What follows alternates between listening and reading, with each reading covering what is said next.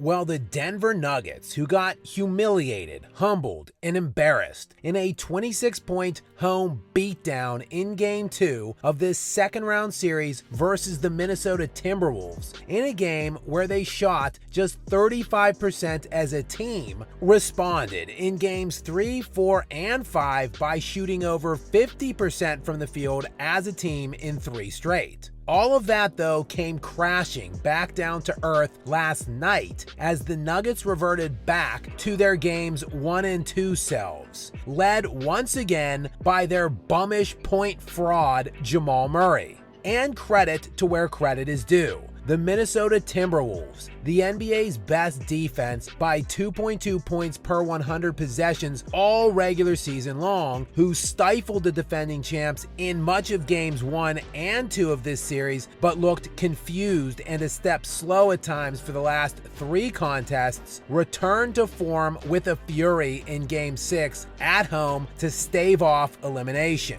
obliterating the defending champs by a score of 115-70.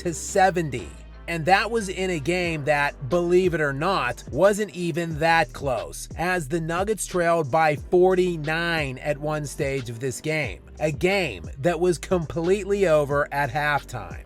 And the Timberwolves, for the first time in 3 games, looked like the Timberwolves, a stacked team with 2 All-Stars this season in soon-to-be All-NBA team selection Anthony Edwards and Karl Anthony Towns, a team that also had the Defensive Player of the Year and Sixth Man of the Year this season on it. A team that, frankly, looked much better than the Nuggets through the first 2 games, and it looked that way again last night. And as has become some pathetic running customary theme in the mainstream media, Nikola Jokic, whose team is completely outmatched in this series, will be blamed entirely for the outcome of this game.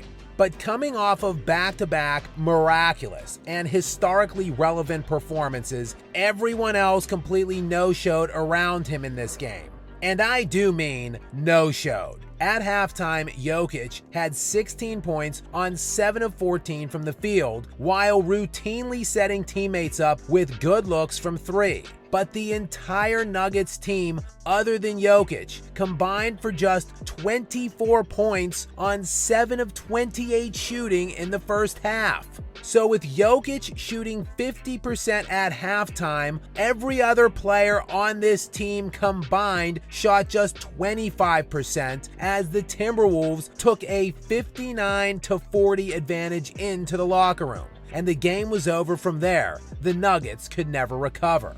And while, again, Jokic will be criticized for this game, as he was for Games 1 and 2, we need to take a good long look at the supporting cast and their performance in this series. A supporting cast which, again, lacks a single other player in its top 8-man rotation that has ever made a single All-Star game or All-NBA team selection aside from Nikola Jokic himself. And quite frankly, they have looked like it for much of this series, and they most certainly did last night. For the game, removing Jokic, who shot 9 of 19 from the field, the remaining Nuggets players as a team shot 17 of 67. 25%. And unfortunately for Jokic and the Denver Nuggets, the primary culprits, as has been the case for the entire series, are their fraudulent alleged best 2 players outside of Nikola.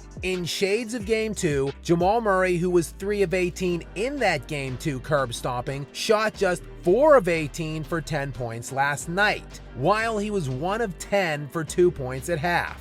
Michael Porter Jr., on the other hand, chipped in with just 8 points on 3 of 9 from the field in this game.